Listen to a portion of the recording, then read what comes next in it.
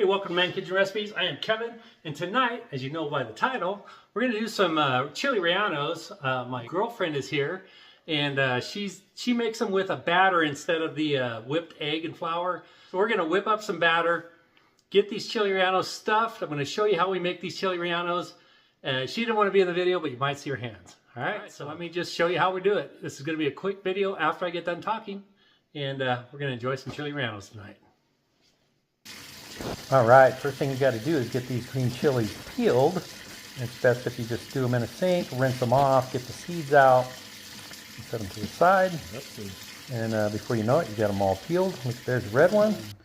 Looky there. Okay, so we open them up. I'm going to start filling them up with some shredded cheese. Yeah, I get to do this part. And then try to fold it up. It's like, these aren't real easy to do. And I'm going to get put this together with a toothpick, as soon as I can get it up high enough there.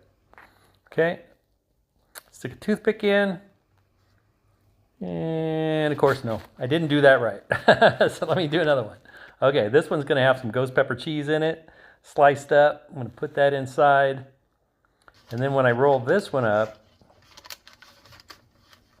both sides, then you take a toothpick and you do it like you're doing kind of like a sewing. You're going to go in one, back through, and then back. Just, you know, when you batter and fry these up, we have to remember to take the toothpicks out. But that kind of holds it together after you get the cheese all in. Okay? And here's the professional doing it. She does a lot better job than me. Yep. We're going to put some sharp cheddar in a few of them, and this one's the red one, so that one's going to be really tasty. The red ones are so good. All right, then you just stitch them up, stitch them closed, just like that. All right, we got one tray done. Look at that. All right, we're going to also sprinkle a little bit of granulated garlic on it. You can do garlic salt if you want. Just adds a little bit more flavor. Okay, in this batch we put the cheese before we put the toothpicks, and then the trick is to put these in the freezer for 30 to 45 minutes before you put the batter. Speaking of batter, got a 2 cups of milk. We've got 1 egg, 2 eggs, making the batter here. So we got 2 cups of milk, 2 eggs, a teaspoon of baking powder, a teaspoon of salt. We made a triple batch, so I'm only showing you the single batch.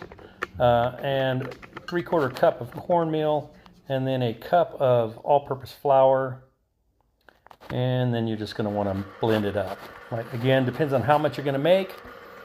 We made 3 batches, so we tripled the batter amount I just showed you for a single batter amount. There it is.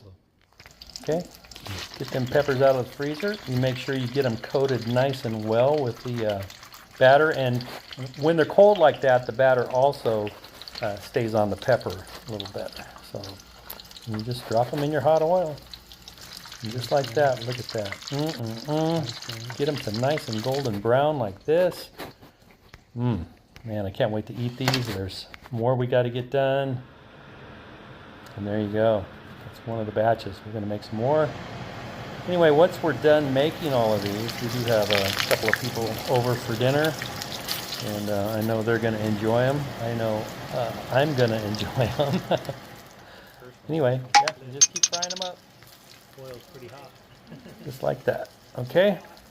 Pretty simple method. Works great with this batter. And let's cut one open. Oh! There's the toothpick I told you we got to take out before eating them. Look at that. There you go. New Mexico Hatch green chili rellenos.